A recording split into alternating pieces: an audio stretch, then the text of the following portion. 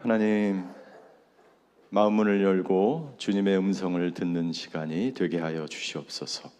우리 각자 한 분 한 분에게 꼭 필요한 말씀으로 우리에게 말씀하여 주시옵소서. 예수 그리스도의 이름으로 기도하였습니다. 아멘. 다윗에 관한 설교, 제가 주일 설교를 드리는 마지막 설교입니다. 하나님을 예배하기라는 제목으로 말씀을 나누기를 원합니다. 다윗이 어떻게 하나님을 예배했고 우리가 어떻게 하나님을 예배해야 하는지 오늘 본문의 말씀을 통해서 함께 나누기를 원합니다. 예배를 설명하는 가장 좋은 문장 중에 하나는 예배는 교회의 심장과 같은 것이다 라는 것입니다. 예배는 교회의 심장과 같습니다. 심장에서 이 피가 전 몸으로 뻗어나가며 생명을 누리며 살아가는 것처럼 교회의 예배가 살아나면 교회가 살아납니다. 개인도 마찬가지입니다. 개인의 삶 속에 예배가 살아나면 그의 믿음과 신앙생활이 살아나게 되는 줄 믿습니다. 우리가 왜 자녀들과 함께 어떻게 해서든지 교회로 자녀들을 이끌고 오는가? 그것은 우리 자녀들이 어떻게 해서든지 어렸을 때부터 예배하는 자녀로 성장하기 원하기 때문이겠죠. 예배는 그래서 교회의 심장, 우리의 삶의, 그리스도인의 삶의 심장과 같다라고 이야기합니다. 이 예배의 사전적 정의는 하나님에게 적절한 영광과 존경을 표하는 것입니다. 하나님의 이름에 걸맞는 영광과 존경을 표하는 것, 이것이 바로 예배입니다. 우리가 주일 예배 드리는 모든 시간 순서 하나하나가 바로 그분께 영광을 돌리고 그분께 존경을 표하는 모든 행위 자체인 것이죠. 이 행위를 우리는 하나님을 경배하고 하나님을 찬양한다라고 얘기하는 것이죠. 저는 결혼 전에 청년회 때 경배와 찬양, 두란노 경배와 찬양 훈련을 받았습니다. 혹시 두란노 경배와 찬양이라는 이야기를 들어본 적 있으십니까? 네. 이쪽은 안 들어보셨고 이쪽은 조금 들어보셨네. 예, 우리 하스데반 선교사님, 우리 하영조 목사님, 고 하영조 목사님 동생분이시죠? 하스데반 선교사님이 이렇게 막 젊었을 때 막 히피처럼 긴 머리 기르고 막 기타 치고 막 돌아다니고 이러니까 하 목사님이 좋은 기타를 사주면서 너 한번 찬양단 한번 만들어 봐.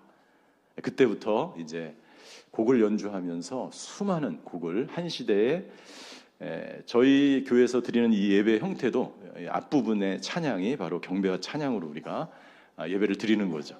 그 당시에는 막 그 드럼을 어떻게 신성한 교회에서 드럼을 어떻게 신성한 교회에서 손을 들어 그래서 2단 취급을 받았죠. 그게 이제 경배와 찬양이죠. 저는 이제 예수님을 인격적으로 만난 이후에 경배와 찬양 훈련을 받기 시작했습니다. 거의 1년 동안 제가 7기, 8기 헌신자 훈련학교를 다녔는데 저는 처음에 이렇게 찬양을 가르쳐주는 그런 선교단체인 줄 알았는데 나중에 이 선교단체에서 제가 오랫동안 훈련을 받다 보니까 예배자로 세워주는 그러한 훈련을 받게 되더라고요.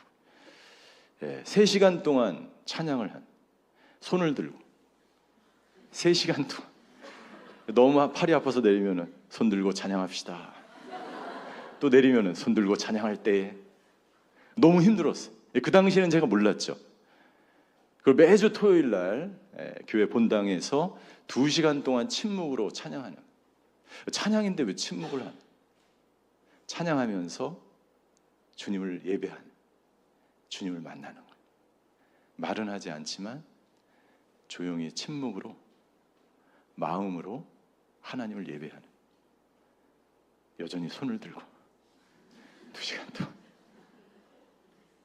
그런 훈련을 계속 받다 보니까 하나님을 예배하는 것이 무엇인지, 그리고 내 안에서 마음으로 하나님을 예배하게 되고 그 하나님을 만나게 되고 나도 모르게 예배자의 삶을 이렇게 살아가는 시간들을 갖게 된 거죠. 어떤 방법으로 예배하는가? 하나님을 경배하고 예배하는 것, 찬양하는 거죠. 경배는 뭐냐면, 경배란 하나님 그분 자체를 높여드리는 것입니다. 그분의 하나님 되심을 높여드리는 거예요. 찬양은 그 하나님, 영광 받아야 마땅하실 그 하나님께서 내 인생, 개인의 인생, 각자 인생 가운데 행하신 놀라운 은혜에 감사하며 그 하나님, 내 인생 가운데 행하신 그 하나님을 높여드리는 거예요. 이것이 경배하고 찬양하는 것입니다. 그래서 우리가 예배 시간에 그분을 경배하고 찬양하는 것입니다. 우리가 주일 예배 이 자리에 나와서 하나님을 경배하고 찬양할 뿐만 아니라 우리의 삶의 자리에서도 날마다 시간마다 주님을 예배하며 주님을 찬양하며 살아가는 것이 바로 그리스도인의 삶이고 예배자의 삶이에요. 주일날 한 번 딱 나와서 하나님을 예배하는 것이 내가 예배자의 삶을 산다고 말할 수가 없어. 주일날 딱 한 번 자녀들을 교회에 데리고 와서 주일학교 선생님에게 맡기고, 그리고 얘가 어떻게 변화되겠지, 얘가 어떻게 예배자로, 얘가 어떻게 하나님을 경배하는 귀한 다윗과 같은 사람이 되겠지. 그렇지 않습니다. 우리가 가정에서 내가 예배자로 어떻게 살아가는 모습을 살아가는 그 하나하나를 우리 자녀들이 바라보고 있습니다. 어떻게 말하는지, 어떻게 행동하는지, 어떻게 하나님께 기도하며 예배하는지를 우리 자녀들이 보면서 그리스도인의 삶을 살아가는 거예요. 일주일에 하루 주일학교에 보내서, 교회 학교에 보내서는 절대로 우리의 자녀들이 예배자로 살아갈 수가 없습니다. 우리의 삶 속에서 어떻게 예배자로 살아갈 것인가, 로마서 12장 1절에 명확하게 말씀해 주고 있습니다. 로마서 12장 1절을 같이 읽겠습니다. 시작. 그러므로 형제들아, 내가 하나님의 모든 자비하심으로 너희를 권하노니 너희 몸을 하나님이 기뻐하시는 거룩한 산 제물로 드리라. 이는 너희가 드릴 영적 예배니라. 삶의 예배는 우리의 몸을, 여기서 몸은 우리의 모든 것을 말하는 것입니다. 내 삶 전체를 하나님이 기뻐하시는 거룩한 산 제물로 나를 바치는 거예요. 여러분들, 제물에 바쳐진, 제단에 바쳐진 어린 양은요, 아무 소리도 않습니다. 순종하는 거예요. 죽을 날을 기다리는 거예요. 예수님이 그렇게 도살장에 끌려가는 어린 양처럼 자신을 산 제물로 드린 것처럼 우리가 우리의 삶을 살아가야 되는 거예요. 날마다 나의 정과 욕심을 십자가에 못 박고, 날마다 못 받고 그렇게 하루하루 살아가는 것, 이것이 산 제물로 예배자의 삶을 살아가는 그리스도인의 삶의 자세. 다윗을 우리는 하나님을 예배하는 예배자라고 보통 이야기합니다. 그래서 다윗의 장막이라는 선교단체도 있고, 그리고 교회 이름도 있습니다.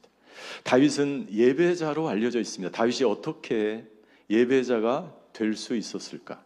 우리는 어떻게 신령과 진정으로 하나님이 기뻐하시는 예배를 드릴 수 있을까? 오늘 본문을 통해서 한번 같이 살펴보도록 하겠습니다. 오늘 본문의 말씀, 우리 사무엘하 6장의 말씀은 다윗이 예루살렘에서 이스라엘이 왕이 된 이후에 이 법궤, 하나님의 언약궤, 하나님의 임재의 상징인 하나님의 궤를 예루살렘 성으로 옮기는 과정을 우리에게 보여주고 있습니다. 2절입니다. 2절 같이 읽겠습니다. 시작. 다윗이 일어나 자기와 함께 있는 모든 사람과 더불어 바알레 유다로 가서 거기서 하나님의 궤를 메어오려 하니 그 궤는 그룹들 사이에 좌정하신 만군의 여호와의 이름으로 불리는 것이라. 다윗이 언약궤를 예루살렘으로 가져오려고 하는 이유가 무엇일까요? 하나님을 진정으로 예배하고 싶은데 하나님의 임재의 상징인 언약궤가 이방 땅 바알레 유다에 여전히 블레셋에 빼앗겨서 방치된 채로 그냥 놓여져 있는 거예요. 다윗은 왕이 되었지만 왕으로서 모든 하나님 나라의 백성이 하나님을 예배하는 예배자가 되기를 간절히 원했기 때문에 그 언약궤, 방치되어 있는 이 언약궤, 하나님의 임재인 상징인 언약궤를 예루살렘 성으로 가져와 하나님을 날마다 예배하며 찬양하며 경배하는 삶을 살아가고 싶었어요.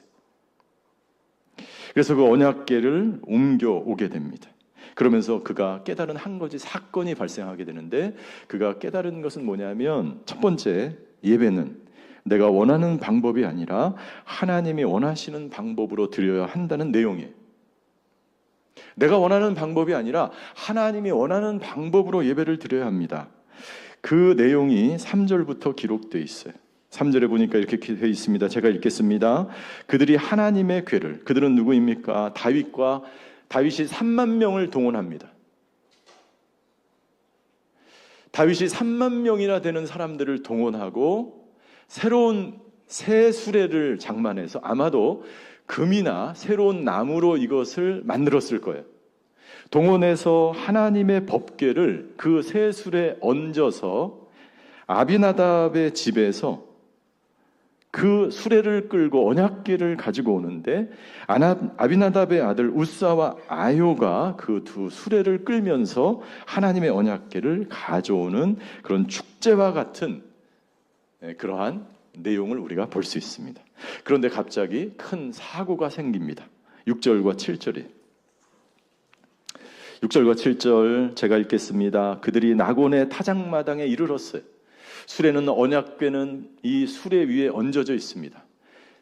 그리고 아효가, 유사가 앞에서는 아효가, 뒤에서는 우사가 끌고 옵니다. 어떻게 알았냐고요?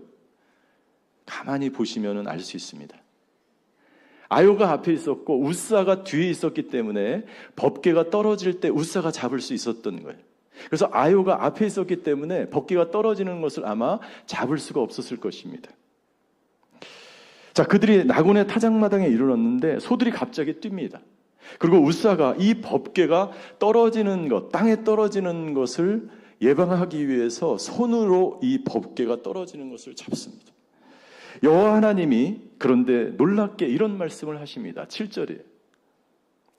여호와 하나님이 우사가 잘못함으로 말미암아 진노하사 그를 그곳에서 치시니 그가 거기 하나님 궤 곁에서 죽느니라. 이 축하하는 놀라운 이 행렬 가운데 우사가 죽는 일이 발생을 합니다. 사람들은 어리둥절해하죠. 아니, 어떻게 이런 일이 일어날 수 있을까? 하나님이 어떻게 하나님의 법궤가 땅에 떨어지는 것을 막은 우사를 죽일 수가 있을까? 우사의 잘못은 무엇입니까? 우사가 분명 잘못했다라고 하나님 말씀하셨어요. 그렇다면 우사의 잘못은 무엇인가? 민수기 4장 15절에서 이렇게 하나님은 법궤를 어떻게 옮겨야 되는지를 말씀하셨어요. 민수기 4장 15절도 같이 읽겠습니다. 시작. 진영을 떠날 때 아론과 그의 아들들이 성소와 성소의 모든 기구 덮는 일을 마치거든 그와 자손들이 와서 맬 것이니라. 그러나 성물은 만지지 말라. 그들이 죽으리라. 회방 물건 중에서 이것들은 고앗 자손이 맬 것이며. 하나님은 정확하게 어떻게 수레를 끌어야 되는지를 말씀하셨어요. 하나님은 우리의 삶에 찾아오셔서 날마다 우리가 정확하게 어떻게 살아가시는지 말씀하시는 하나님이십니다. 어떤 방법으로 어떤 삶을 살아가야 되는지 하나님은 날마다 우리에게 말씀하시는 분이세요. 우리가 못 들을 뿐이죠. 안 들으려고 하는 뿐이죠. 하나님은 말씀하세요. 분명히 말씀하셨습니다. 언약궤를 어떻게 이동해야 하는가? 성소에 있는 모든 성스러운 물건, 거룩한 물건은 반드시 대제사장과 그의 아들들, 제사장만이 그 물건에 손을 댈 수가 있었고, 이 언약궤를 옮길 때에는 반드시 레위인 중에서도 고핫 자손만이 그 언약궤를 옮길 수 있었고, 그리고 어떻게 옮겨야 되냐면 반드시 어깨에 메고 옮겨야 했습니다. 지금까지 언약궤와 함께 요단강을 지날 때, 광야를 지날 때 언제나 이스라엘 백성들은 고핫 자손들이 어깨에 메고 메었다는 것을, 옮겼다는 것을 모두가 다 알고 있었어요. 그러나 이들은 이 놀라운 하나님의 말씀을 저버리고 자기가 원하는 대로, 내가 원하는 대로 새로운 수레를 만들어서, 어깨가 아니라 수레를, 그리고 민수기 4장 15절 그 성스러운 물건을 절대로 만지면 죽게 된다라고 하는 이 말씀을 잊어버리고 만 것이죠. 하나님이 내 마음 가운데 떠나면 말씀이 떠나고, 말씀이 떠나면 하나님의 말씀대로 인간은 살아갈 수가 없는 것입니다. 이스라엘 백성들은 축제에 빠져 있고 행사에 빠져 있었어요. 어떻게 가장 그 거룩한 하나님을 마음에 모시고 예배에 초점을 맞추고 말씀에 초점을 맞추는 것이 아니라 어떻게 하면 화려하게 3만 명이나 동원해서 어떻게 하면은 모든 사람이 너무나 다 보기 좋게 세술에 이끌고 그들은 축제 행사에 빠져 있었던 것입니다. 그들에게 하나님을 경외하는 마음은 사라졌어요. 그들은 착각하고 있었습니다. 하나님은 하나님의 때에 하나님이 주시기 원하는 은혜를 하나님께서 부어준다는 사실이에요. 다윗은 광야에서 이것을 너무나 잘 알고 있었죠. 아무리 기도해도 비가 내리지 않는 것, 아무리 애원해도 은혜가 임하지 않는 것은 하나님의 때가 되지 않았기 때문에 하나님의 방법으로 살아야 합니다. 법궤는 절대로 수레에 싣고 운반할 수 없고 하나님이 진노하신 이유를 역대상 15장 13절에서 하나님은 또다시 말씀하십니다. 역대상 15장 13절을 우리말 성경으로 다 같이 읽겠습니다. 시작. 여호와께서 우리에게 노해 부딪히신 것은 우리가 하나님의 궤를 옮길 때 처음부터 너희 레위 사람이 어깨에 매지 않았기 때문이었다. 우리가 하나님의 궤를 어떻게 옮겨야 할지 여호와께 그 방법을 먼저 물어보지 않았기 때문이다. 하나님께 물어보지 않았어요. 너무나 뻔하다고 생각했어요. 하나님이 기뻐하시겠지. 이제 구태의연한 오래된 방법으로 예배드리는 것, 하나님 새로운 방법, 세술에 어깨에만 하는 것, 이것은 너무나 구시대적이야. 아니요. No. 하나님의 말씀은 영원히 변치 않고 하나님의 진리는 영원히 변치 않아서 여러분 우리가 말씀대로 행하기만 하면 하나님께서 놀라운 은혜와 축복을 여러분들의 가정과 이 교회에 부어주실 줄 믿습니다. 내 방법이 아니에요. 하나님께 묻지 않기 때문에 하나님께서 노하신 거예요. 하나님은 당연히 고핫 자손이 당연히 어깨로 메고 당연히 말씀대로 행할 줄 알았죠. 그러나 그렇게 하지 않은 것이죠. 무엇을 물어봐야 합니까? 하나님, 지금 너무나 나라가 통일이 되고 태평성대하고 이제 하나님의 언약궤를 내가 모시고 싶어요. 네, 그 마음은 너무나 귀하죠. 그러나 이때가 내가 지금 언약궤를 모셔야 합니까? 다윗이 하나님께 묻지 않았습니다. 여러분들의 삶 속에서 여러분들이 언제 무엇을 실행해야 될지 하나님께 물으셔야 합니다. 당연한 것이라도 물어야 돼요. 하나님, 내가 이렇게 하겠습니다. 우리의 기도는, 우리의 예배는 날마다 하나님께 원하고 달라고 하고 이렇게 해달라고 하고 언제까지 해달라고 하고 날짜도 못 박으면서 몇 월 며칠까지 안 해주면 하나님 나 어떻게 될 거예요? 그게 아니에요. 그런 기도로는 하나님을 움직일 수가 없어요. 그것은 예배가 아니에요. 기도가 아니에요. 당신의 탄원이고 물론 그것도 기도죠. 그러나 하나님이 원하시는 예배는 하나님께 묻는 것입니다. 하나님, 내가 언제 어떻게 우리 자녀를 어느 학교에 하나님 우리 가정이 언제 이것을 해야 하냐고 하나님께 물어보라고 하나님이 말씀하십니다. 그것이 바로 예배자의 삶이에요. 나는 우리 드림교회 한 분 한 분이 하나님께 물어보며 신앙생활 하시게 되기를 주임으로 축원합니다. 당신 안에 정말 하나님과의 친밀한 관계와 당신 안에 정말 예배자로서의 삶을 살고 싶은 마음이 있다면 아주 작은 것도 하나님께 여쭙는 거예요. 물어보는 거예요. 다윗은 이 실수를 통해서 배웁니다. 예배를 드리는 것은 내가 원하는 방법이 아니라 하나님의 방법대로. 그리스도인이란 내 방법과 내 계획과 내 모략으로 신앙생활하는 게 아니에요. 내 뜻은 언제나 실패하고 내 방법은 언제나 잘못된 길로 갈 수 있기 때문에 하나님의 뜻을 구하고 하나님의 뜻대로 살아가기만 하면, 하나님의 방법대로만 하면 언제나 하나님은 우리에게 평강과 기쁨과 가장 안정적인 방법으로 우리를 인도하시는 분이십니다. 두 번째, 다윗은 배웁니다. 다윗을 통해서 우리가 배웁니다. 두 번째, 예배는 하나님을 사랑하는 마음으로 자신의 모든 것을 드리는 것이 예배. 하나님을 사랑하는 것이 전제가 돼야 돼. 여러분들 헌금을 왜 합니까?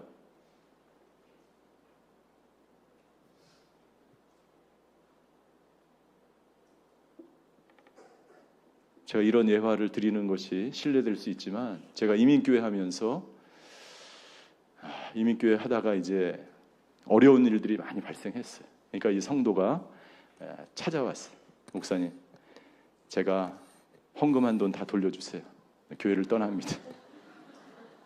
누구에게 헌금한 겁니까? 사람에게 헌금한 겁니까? 제가 헌금 설교를 안 하려고 했는데 죄송해요. 여러분, 우리가 헌금하는 것은 하나님을 너무나 사랑하기 때문에 사랑하는 마음으로 드리는 거예요. 그것은 당연한 것입니다. 우리가 드리는 예배, 우리가 드리는 삶, 그 모든 것은 하나님을 사랑하기 때문에 하는 행위입니다. 주일에 와서 봉사하는 것, 국수를 삶는 것, 교사로 봉사하는 것, 그 모든 것은 반주를 하는 것, 여러분들 뿐만이 아니라 내가 사회에 가서 직장 생활하는 것, 내가 예배자로 하나님을 사랑하기 때문에 오늘 하루를 또 살아내는 거예요. 그것이 바로 예배자의 마음이에요. 우리가 하나님을 사랑하는 것을 어떻게, 무엇을 통해서 알 수 있습니까? 하나님은 십계명을 통해서 우리가 하나님을 사랑하며 어떻게 살아가야 되는지 말씀하셨는데, 십계명을 두 가지로 줄이는 것이 하나님을 사랑하고 내 이웃을 내 몸같이 사랑하라는 거예요. 하나님을 사랑하는 사람은 이웃을 내 몸과 같이 사랑하는 사람이에요. 신명기 6장 5절에 하나님은 모세를 통해서 하나님 사랑에 대해서 이렇게 말씀하십니다. 다 같이 읽겠습니다. 시작. 너는 마음을 다하고 뜻을 다하고 힘을 다하여 내 하나님 여호와를 사랑하라. 마음과 뜻과 힘을 다하여 사랑하라. 그런데 예수님께서는요, 이 힘을 바꾸십니다. 마태복음 22장 37절과 38절이에요. 제가 읽겠습니다. 예수께서 이르시되 내 마음을 다하고 목숨을 다하고 뜻을 다해. 힘이 뭘로 바뀌었어요? 목숨을. 예수님은 목숨을 다해서 하나님을 사랑하세요. 자기 몸을 드립니다. 자기 몸을 산제물로 드립니다. 당신은 당신의 모든 전 인생을, 목숨까지도 다 바칠 준비가 되어 있습니까? 예수님은 산제물이 되셔서 아무 말도 없이 어린 양처럼, 그렇게 도살장으로 끌려가는 양처럼 죽으셨어요. 하나님을 예배하기 위해서. 예수님은 예배가 무엇인지를 보여줍니다.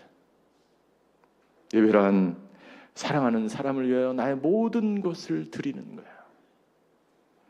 여러분들, 사랑에 빠져있는 사람은 어떻게 합니까? 내가 사랑하는 사람에게 집중을 하잖아요. 당신이 만약 결혼했을 때 내가 사랑했던 남편과 아내에게 지금 집중하지 않고 있다면 당신은 사랑하지 않는 것과 똑같은 거예요. 당신이 예수님을 믿었을 때 그 첫사랑을 잊어버리고 하나님께 집중하지 않고 다른 것에 집중하고 있다면 당신에게 그 예배가 계속해서 살아갈 수가 없죠. 사랑하는 사람은 어떻게 살아갑니까? 내가 사랑하는 사람과 함께 날마다 있고 싶은, 날마다 예배 자리로 오고 싶은, 그래서 날마다 교회 오고 싶은 거예요. 제가 경배찬양 훈련받으면서 그때 대학원생이었는데요, 환경관리를 전공하는 대학원생이에요. 저는 신학을 늦게 시작했습니다. 예수님을 인격적으로 만난 이후에 예수님이 너무 좋아서, 그분이 보고 싶어서, 너무나 사랑해서 일주일에 월요일 빼고, 그때부터 교육자가 되기 위해서 준비했던 것 같아요.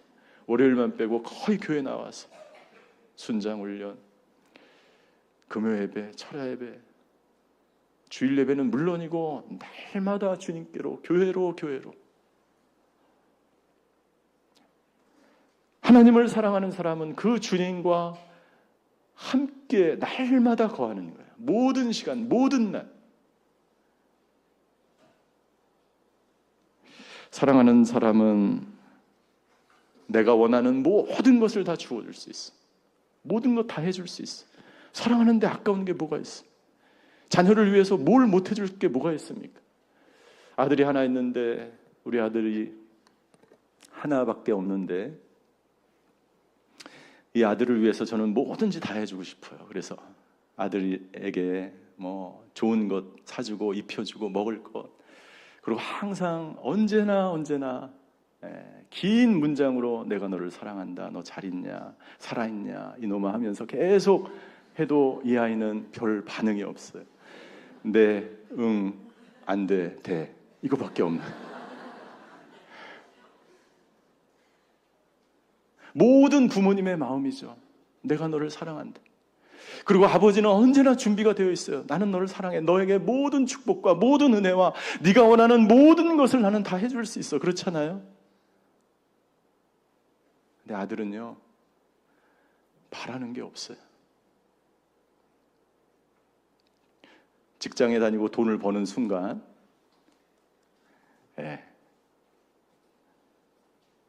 모든 것을 해주기 위해서 준비되어 있지만 어떤 요구도 하지 않아요. 지금은 어떻게 해야 될까요?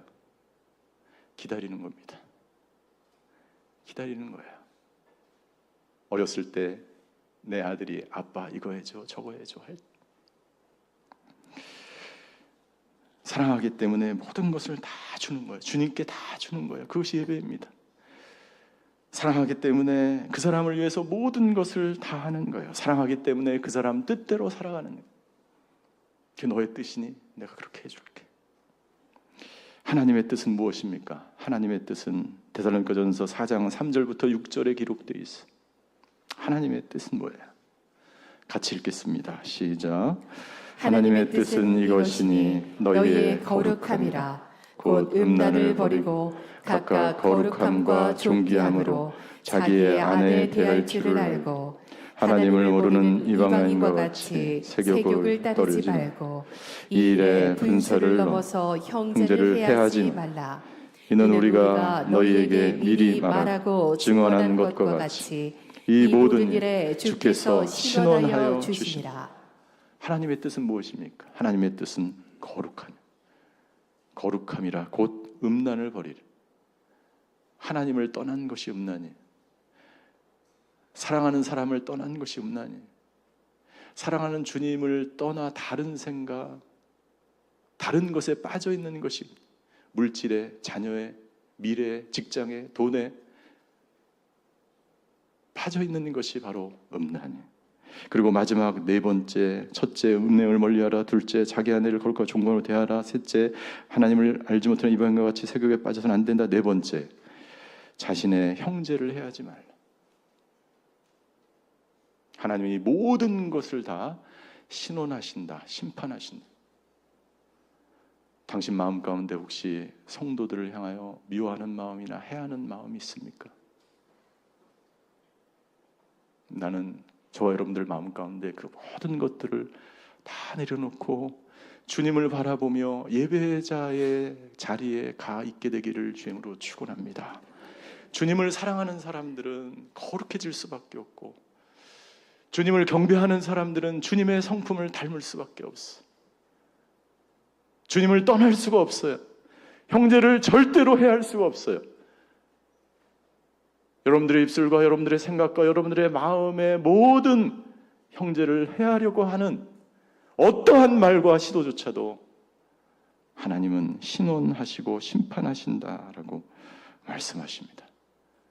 나는 우리 모든 드림교회 성도들이 오늘 이 하나님의 뜻대로 하나님을 사랑하고 형제를 사랑하시는 모든 교우들이 되시기를 주임으로 축원합니다. 우사의 사건이 발생하자 다윗은 법궤를 모셔오지 못하고 오벳 에돔이라는 사람의 집에 두게 됩니다. 그런데 오벳 에돔, 가드 사람이라는 것은 블레셋 사람이라는 거예요. 블레셋 사람이 그 언약궤 때문에 복을 받게 됩니다. 이것은 당시에 놀라운 축복의 말씀이에요. 하나님의 백성인 이스라엘 백성과 블레셋 백성은 날마다 싸우고 날마다 전쟁을 일으킨 그러한 민족이었죠. 그런데 하나님께서 이 언약궤를 지극히 모신 오벳 에돔의 집에 축복을 내리기 시작합니다. 3개월이라는 짧은 시간 동안 하나님은 오벳 에돔과 그의 온 집을 축복해 주십니다. 무슨 말입니까? 내가 10년, 20년 예배드리는 것이 중요한 것이 아니라 3개월, 아니 3일이라도 그 주님과 깊은 예배자의 자리로 그 주님이 원하시는 삶을 살아갈 때 내 안에 생명과 주님이 주시는 그 기쁨이 넘치는 삶을, 예수님이 주시는, 하나님이 주시는 그 복을 누리는 삶을 살 수 있다는 것을 보여주는 거예요. 그 언약궤 안에 있는 것은 무엇입니까? 언약궤 안에는 3가지가 들어있는데 10개가 쓰여져 있는 2돌판, 만나를 담은 금항아리, 그리고 아론의 쌍난 지팡이가 있어요. 이 돌판은 바로 말씀이신 예수 그리스도를 나타내는 것입니다. 두 번째, 이 만나는 생명 되신 예수 그리스도를 나타내는, 아론의 쌍난 지팡이는 부활하신 예수 그리스도를 예표하는 것입니다. 오벳에돔은 생명 되신 그 주님, 말씀이 육신으로 이 땅 가운데 오신 예수 그리스도, 그리고 다시 부활하셔서 우리의 산 소망이 되신 그 예수님을 마음과 뜻을 다하여 예배하며 모셨던 거예요. 하나님이 축복을 해주십니다.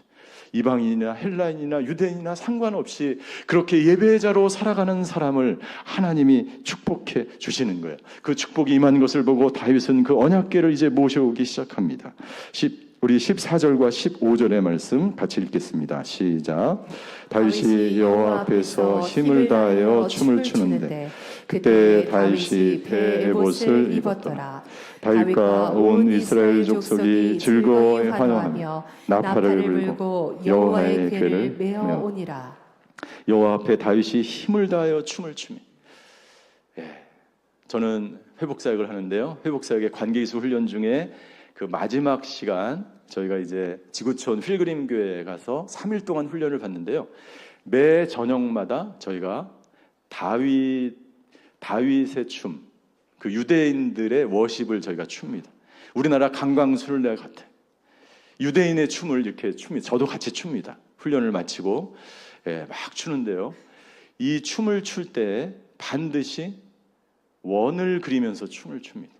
근데 그 원 중심에 누가 계시냐면 예수 그리스도 하나님이 계세요. 우리의 삶의 일상 속에서 우리는 날마다 살아갑니다. 그런데 그 중심에 반드시 하나님이 계셔요. 그리고 그 예배의 놀라운 그 예배의 반응 중에 하나는 내가 참된 예배를 드리게 되면 우리 안에 기쁨이 넘치게 된다는 거예요. 다윗 안에 기쁨이 넘치게 차오르는, 말할 수 없는 기쁨으로 충만하게 되었습니다. 그래서 다윗은 덩신너실 춤을 추면서 바지가 내려오는 것조차 모른 채 춤을 추기 시작했어요. 그리고 이것을 다윗의 아내 미갈이 지켜보고 있었습니다. 16절이에요. 16절 제가 읽겠습니다. 여호와의 궤가 다윗 성으로 들어올 때 사울의 딸 미갈이 창으로 내려보다가 다윗 왕이 여호와 앞에서 뛰놀며 춤추는 것을 보고 심중에 그를 업신여기니라. 다윗은 예배자의 자리에 있지 않았어요. 다윗은 어디 있었습니까? 다윗과 예배하는 자들이 성 안으로 언약궤를 모시고 들어오는데 미갈은 창문 너머로 예배자들을 지켜보고 있었어요. 미갈은 구경꾼이 되고 있었습니다. 여러분들, 구경꾼으로는 예배의 삶을 살아갈 수가 없습니다. 구경꾼으로는 그 마음 가운데 기쁨이 넘칠 수가 없습니다. 예배자는 반드시 그 마음 가운데 하나님이 주시는 놀라운 기쁨으로 가득 넘치게 되어 있습니다. 우리가 예배를 드리면서 흘리는 눈물은 바로 기쁨의 눈물이에요. 하나님께서 부어주시는 눈물이에요. 우리의 상한 마음을 치유하시고 우리를 새롭게 하시고 우리를 고치셔서 우리에게 새로운 생명을 주셔서 우리 안에 그 생명의 기쁨이 넘치도록 하시는 분이 예수 그리스도이십니다. 오늘 드림교회 안에 이 기쁨이 넘치게 되기를 주임으로 축원합니다. 저는 2개월간 이곳에서 예배를 하며 설교를 하였습니다. 하나님께서 놀라운 은혜를 제가 저기 앉아서 예배를 준비할 때마다, 그리고 이 자리에 올라와서 설교할 때마다 하나님께서 놀라운 축복과 은혜를 부어주셨어요. 저는 말할 수 없는 눈물을 흘리며 은혜를 받았습니다. 오늘 드림교회는 예배가 살아있는 교회인 줄 믿습니다. 오늘 구경꾼이 되지 않게 되기를 주임으로 축원합니다. 예배의 깊이, 여러분들 삶 가운데, 여러분들의 일상 속에 그 예수님을 깊이 사랑하며 그 하나님의 사랑 속에서, 그 은혜 안에서 여러분들의 삶 속에 예배가 살아나게 되기를 주임으로 축원합니다. 이 시간 같이 찬양하시겠습니다. 우리 다 같이 일어나서 찬양하겠습니다. 찬양할 때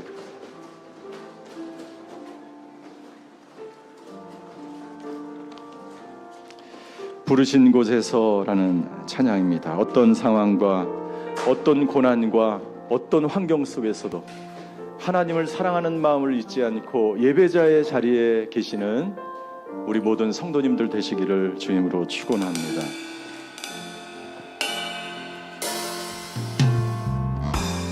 따스한 성령이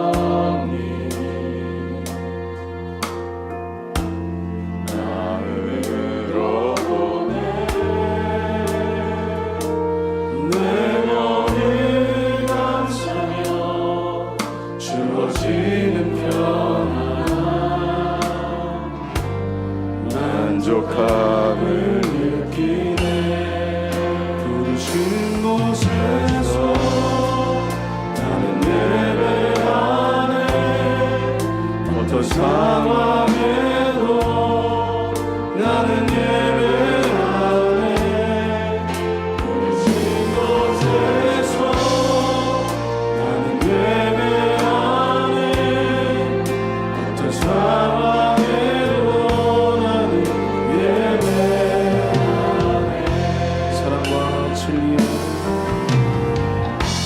사랑과 진리에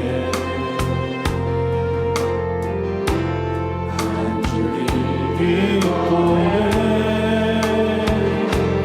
내 몸을 감싸며 주어지는 평안, 감사의 느끼네. 부르신 곳에서 나는 예배하네. 어떤 상황에도 나는 예배하네. 부르신 곳에서 나는 예배하네. 어떤 상황에도 나는 예배하네. 내가 걸어갈 때 길이 되고 살아갈 때 산이 돼. 그곳에서 예배하네. 내가 걸어갈 때 길이 되고 살아갈 때 산이 돼. 그곳에서 예배하네. 부르신 곳에서 예배하네. 어떤 상황에도 나는 예배하네. 부르신 곳에서 나는 예배하네. 어떤 상황에도 나는 예배하네. 이 시간 조용히 눈을 감고 우리 한번 같이 기도하기를 원합니다. 여러분들 가운데 첫사랑을 잃어버린 분이 계십니까? 하나님을 죽도록 사랑했지만 그 하나님의 사랑이 사라진 것 같은 분이 계십니까? 나의 삶 속에서 날마다 예배를 드리던 그 예배자의 삶을 놓치고 살고 있지는 않습니까? 오늘 주님은 우리를 예배자로 초청하십니다. 내가 너와 함께하고 싶다. 내가 너를 사랑하고 싶다. 내가 너와 너의 가정이 원하는 모든 것을 오벳 에돔 집에 내렸던 그 축복을 내가 너에게 주길 원한다. 그렇게 하나님 우리를 초청하십니다. 오 주여, 우리 안에 예배가 살아나게 하여 주시옵소서. 우리 가정 안에 예배가 살아나게 하여 주시옵소서. 이 드림교회 안에 예배가 살아나게 하여 주시옵소서. 다 같이 통성으로 기도하시겠습니다. 오 주여 아버지 하나님, 내 안에 예배가 살아나길 원합니다. 주님에 집중하기를 원합니다. 주님을 더욱 사랑하기 원합니다. 주님을 바라보기 원합니다. 주님 없이 살 수 없는 아버지 하나님, 우리 가정이 되길 원합니다. 오 주여, 주여 오시옵소서. 주여 아버지 하나님, 우리의 삶에 찾아오셔서 우리를 초청하시며 우리에게 기름 부으시며 우리를 새롭게 하기 원하시는 아버지 하나님, 오시옵소서. 우리를 새롭게 하시옵소서. 아버지 하나님, 우리 안에 예배가 살아나게 하여 주시옵소서. 하나님을 뜨겁게 사랑하는 저희들 되게 하여 주셨습니다. 드림교회에 주님 주시는 그 사랑과 은혜와 평강과 기쁨이 한없이 넘치는 놀라운 역사가 있을지어다. 오 주여 아버지 하나님, 역사하여 주셔서 아버지 하나님, 우리 김태환 목사님을 통해서 하나님 영광 받으실 하나님을 찬양합니다. 나의 삶 가운데, 우리 교회 가운데, 우리 가정 가운데 예배가 살아날지어다. 아버지 하나님, 나의 삶 가운데 예배가 살아날지어다. 기쁨이 살아날지어다. 감사가 살아날지어다. 그리하여 하나님 영광 받으시는 놀라운 일들이 일어나게 하여 주시옵소서.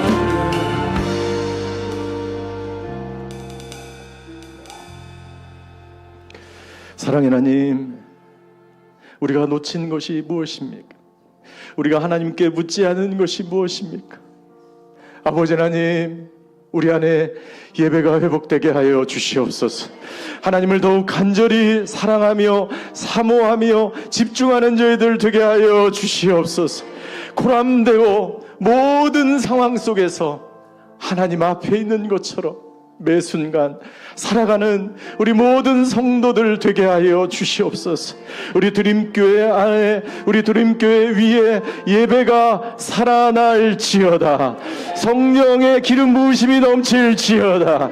모든 어둠의 세력이 떠나갈지어다. 기쁨이 충만할지어다. 하나님 영광 받아 주시옵소서. 사람 살리는 교회 되게 하여 주시옵소서. 주님이 홀로 영광 받는 교회 되게 하여 주시옵소서. 하나님, 그렇게 주님께 나아가는 자들마다 오벳 에돔의 집에 주었던 놀라운 축복, 다윗이 기뻐 춤을 추었던 그 예배가 살아나게 하여 주시옵소서. 지금은 우리 주 예수 그리스도의 은혜와 하나님의 극진하신 사랑과 성령님의 감화 교통하심의 역사가 마음의 중심에서 예배가 살아나 다윗처럼 춤을 추며 기뻐하며 감사하며 살아가기를 결단하는 이 자리에 머리 숙이신 하나님의 사람들 머리 위에, 그의 가정과 자녀와 일터 위에, 병상에서 예배드리는 모든 환우들과 전세계에 흩어져서 복음을 증거하시는 선교사님들과 그 사역 위에 이제로부터 영원히 함께 하시기를 간절히 축원하옵나이다.